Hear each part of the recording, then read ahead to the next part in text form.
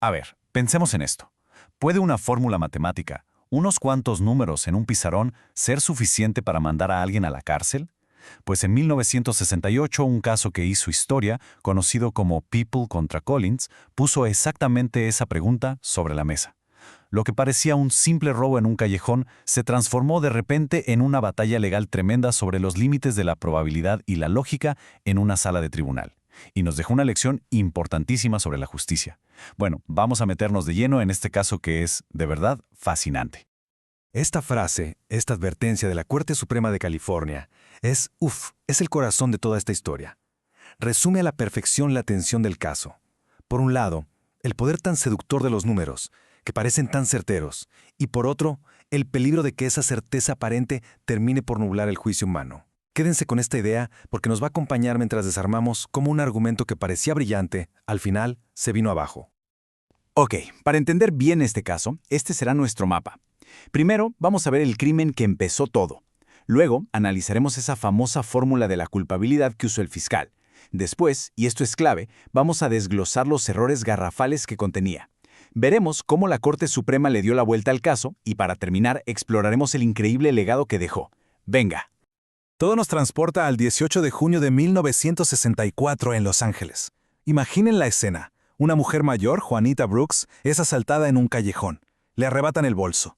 Un crimen que lamentablemente era bastante común, pero que estaba a punto de volverse extraordinario por la forma en que se intentó resolver. La víctima no pudo ver bien a los asaltantes, pero un testigo dio una descripción súper específica de la pareja que huyó. Y aquí está el meollo del asunto. Ninguna de estas características por sí sola es particularmente rara, pero ¿todas juntas? Parecían pintar un retrato tan único que la fiscalía creyó tener a los culpables perfectos. Una pareja llamada Malcolm y Janet Collins. Y aquí el fiscal tenía un problemón. No había pruebas físicas, no había una identificación clara, solo tenía esta lista de coincidencias. ¿Cómo iba a convencer a un jurado de que esto no era solo mala suerte, una casualidad desafortunada? Su solución fue, la verdad, muy audaz y nunca antes vista. Decidió usar el poder de las matemáticas para demostrar qué tan improbable era esta coincidencia.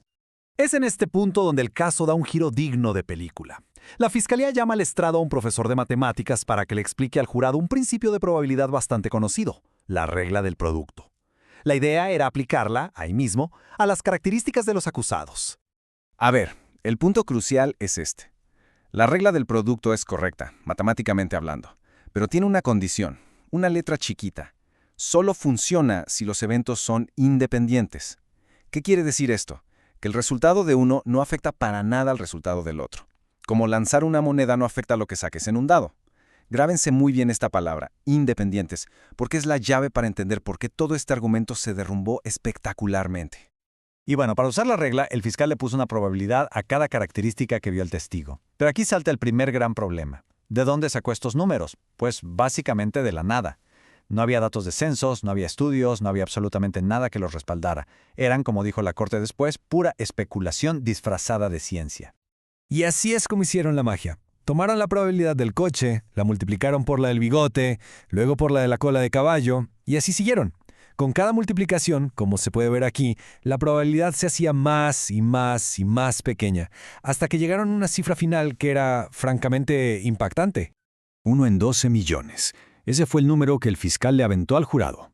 Les dijo que esa era la probabilidad de que existiera otra pareja con esas mismas características. Lo que implicaba, claro, que la probabilidad de que los Collins fueran inocentes era de 1 en 12 millones. El jurado quedó, pues, apantallado.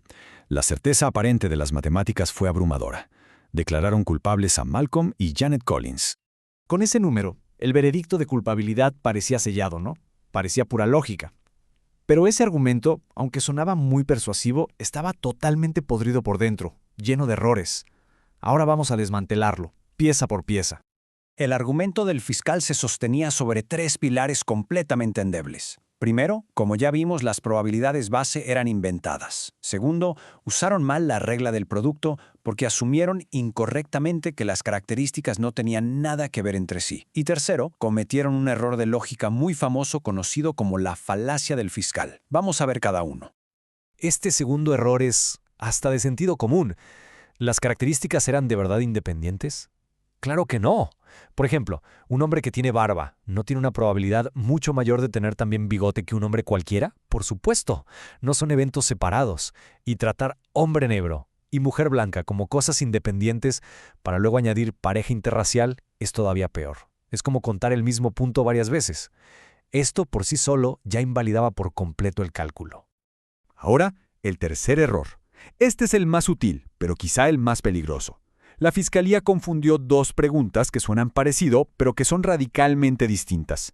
Lo que ellos calcularon, aunque mal, fue la probabilidad de encontrar esta evidencia en una pareja inocente cualquiera.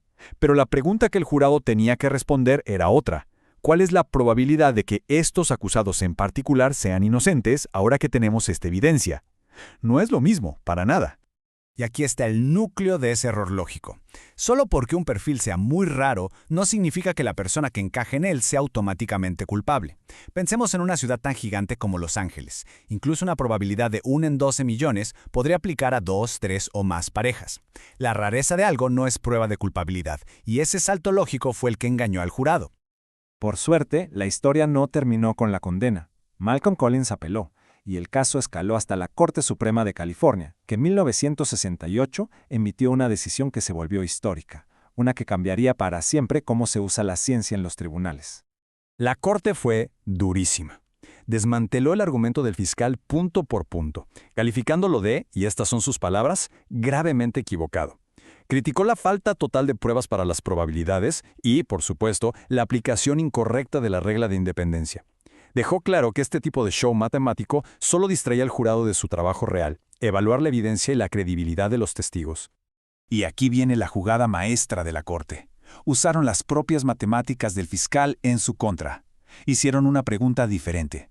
A ver, ya que sabemos que existe por lo menos una pareja que cumple el perfil, los Collins, ¿cuál es la probabilidad de que exista otra?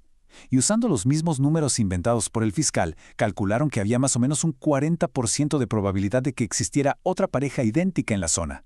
Ojo, esto no probaba que los Collins fueran inocentes, pero sí establecía, sin lugar a dudas, una duda razonable. La condena fue anulada, pero el impacto del caso People contra Collins sigue muy vivo. Se convirtió en una especie de fábula con moraleja que ha moldeado cómo el sistema legal trata la evidencia científica y estadística hasta el día de hoy.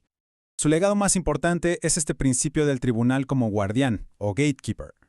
La decisión básicamente dijo que los jueces tienen la responsabilidad de ser un filtro. Tienen que revisar la evidencia científica antes de que llegue al jurado para asegurarse de que sea confiable y relevante. Y sobre todo, que no vaya a ser engañosa y les eche un hechizo, como decía la cita del principio. Este caso no prohibió las matemáticas en la Corte, para nada. Al contrario, obligó al sistema a ponerse mucho más riguroso. Solo hay que ver el contraste con la evidencia de ADN que se usa hoy. Las estadísticas de ADN también se basan en probabilidades, pero a diferencia del caso Collins, están respaldadas por décadas de investigación, bases de datos gigantes y metodologías validadas por la comunidad científica. Collins fue el ejemplo perfecto de mala ciencia, y nos ayudó a crear los estándares para reconocer y admitir la buena ciencia. Al final, el caso Collins nos deja con esta pregunta, que es fundamental. Nos recuerda que la justicia no se puede reducir a una simple fórmula.